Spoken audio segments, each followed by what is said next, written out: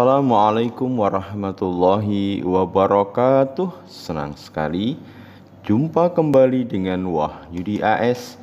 Kali ini kita akan sajikan topik berkenaan dengan tes formatif untuk operasi penjumlahan dan pengurangan pada bilangan bulat untuk SMP kelas 7 fase D implementasi kurikulum Merdeka ya. Jadi topik ini disajikan buat kalian yang sekarang berada di fase D atau di SMP kelas 7 ya, yang sedang belajar mengenai bilangan bulat. Kali ini kita akan sajikan tes formatifnya ya. Mudah-mudahan kalian bisa simak dari awal hingga akhir sehingga bisa memperoleh pemahaman yang utuh dalam menyelesaikan permasalahan terkait dengan operasi penjumlahan dan pengurangan dalam bentuk tes formatif ya. Oke. Selesaikan soal cerita berikut ya. Nah, di sini ada beberapa permasalahan yang diberikan terkait dengan operasi penjumlahan dan pengurangan ya. Kita mulai dari permasalahan yang pertama. Sebuah kapal selam mula-mula menyelam 120 meter di bawah permukaan laut. Kemudian kapal bergerak ke bawah sejauh 60 meter. Nyatakan posisi kapal selam dari permukaan laut dengan penjumlahan bilangan bulat ya. Jadi ini adalah aplikasi dari operasi penjumlahan bilangan bulat.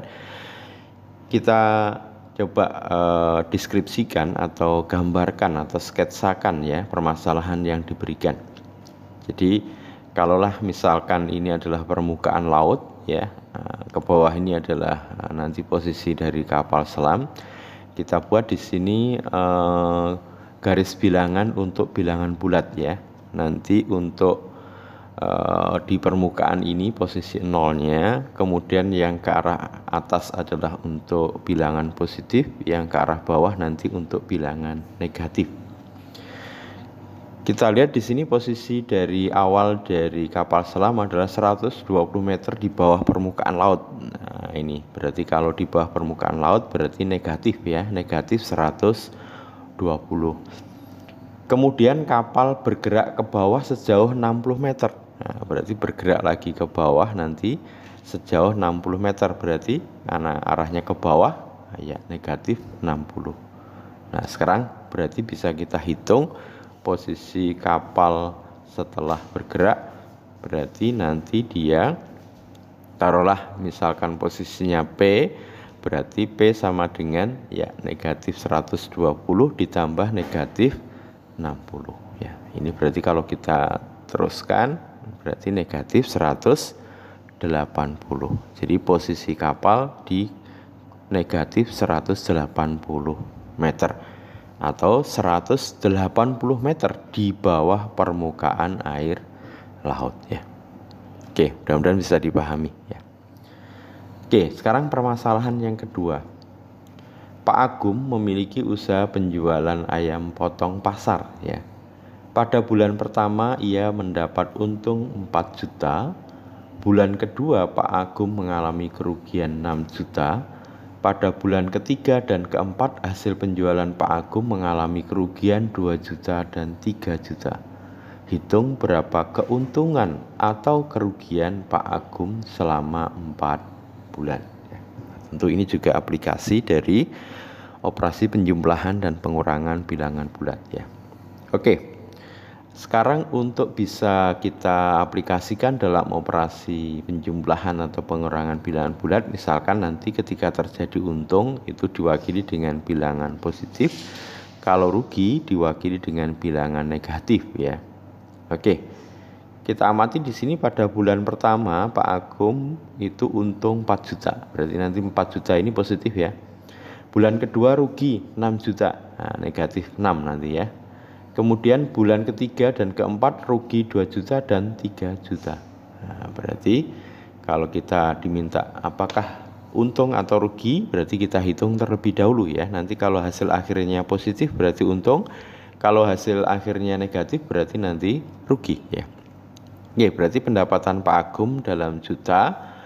Nah, berarti yang pertama itu untung 4 juta. di bulan kedua rugi 6 juta, berarti negatif 6. Berikutnya bulan ketiga rugi 2 juta atau negatif 2, kemudian rugi 3 juta atau negatif 3 ya. Kalau kita hitung satu persatu, 4 dikurangi 6 negatif 2. Ini juga negatif 2, negatif 3 ya. Negatif 2, negatif 2, negatif 3 kalau dijumlahkan berarti negatif 7. Ingat tadi negatif itu mewakili rugi ya, berarti Pak Agung mengalami kerugian 7 juta rupiah ya. Oke, permasalahan terakhir atau permasalahan ketiga. Dalam suatu kelas terdapat 38 siswa. 15 siswa diantaranya adalah perempuan, 13 siswa suka mengendarai sepeda ke sekolah, dan 9 diantaranya adalah perempuan. Tentukan banyak siswa laki-laki yang tidak suka mengendarai sepeda ke sekolah. Permasalahan ini cukup menarik ya, dan ini bisa membangun nalar kalian ya. Jadi cukup bagus untuk kita bisa bernalar dan juga menemukan data-data yang implisit ya. Jadi data-data yang itu terhidden tapi bisa dihitung ya, itu ya. Oke, kita mulai yang pertama ya. Karena yang ditanyakan adalah banyak siswa laki-laki yang tidak suka mengendarai sepeda ke sekolah. Ini nanti yang ditanyakan. Kita mulai dari yang pertama. Dalam kelas itu terdapat 38 siswa ya. Nah, taruhlah di sini kita punya data ada 38 siswa di kelas. Kalau diberikan data 15 siswa diantaranya adalah perempuan, jadi di sini ada perempuan 15 siswa. Nah, maka ada data yang implisit atau data yang terhidden tapi bisa dihitung. Nah, data apa itu? Ya, jumlah siswa laki-laki. Karena jumlah perempuannya 15, sementara jumlah siswa semuanya 38, berarti sudah bisa dipastikan meskipun datanya tidak diberikan, jumlah siswa laki-laki berarti ya 38 siswa dikurangi jumlah siswa perempuan yaitu 15 ini. Nah, berarti 38 dikurangi 15 itu dapatnya 23 siswa laki-laki. Jadi data dari siswa laki-laki ini namanya data implisit, jadi dia tidak diketahui atau tidak ditunjukkan tapi bisa dihitung ya. Oke. Jadi dari 38 siswa karena ada 15 siswa perempuan maka bisa dihitung siswa laki-lakinya dan ketemu 23 siswa. Berikutnya ada 13 siswa suka mengendarai sepeda. Nah, jadi ada 13 siswa suka mengendarai sepeda. Nah, sama ya dengan yang di atas. Di sini ada data implisit siswa yang tidak suka bersepeda ya. Nah, berapa siswa yang tidak suka bersepeda? Ya, tentunya karena yang suka sepeda 13 siswa, semua siswa ada 38 siswa, berarti yang tidak suka bersepeda 38 dikurangi 13. Berapa 38 dikurangi 13? Ya, 25 siswa tidak suka bersepeda. Ini data implisit, jadi dia tidak ditunjukkan tapi bisa dihitung. Dari mana? Nah, karena jumlah siswa seluruhnya 38, 33 suka bersepeda, berarti sisanya berarti 38 dikurangi 13 tidak suka bersepeda, yaitu 25 siswa. Nah, cukup menarik ya. Nah, ini logika atau nalarnya cukup bisa membantu kita untuk belajar bernalar ya. Berikutnya 9 diantaranya adalah perempuan, maksudnya 13 siswa suka mengendarai sepeda ke sekolah dan 9 diantaranya adalah perempuan. Berarti ada siswa perempuan yang suka bersepeda. Jadi ada 9 perempuan yang suka bersepeda. Ini juga mengandung makna kita bisa menghitung data implisit, yaitu perempuan yang tidak suka bersepeda. Dari mana bisa mencarinya?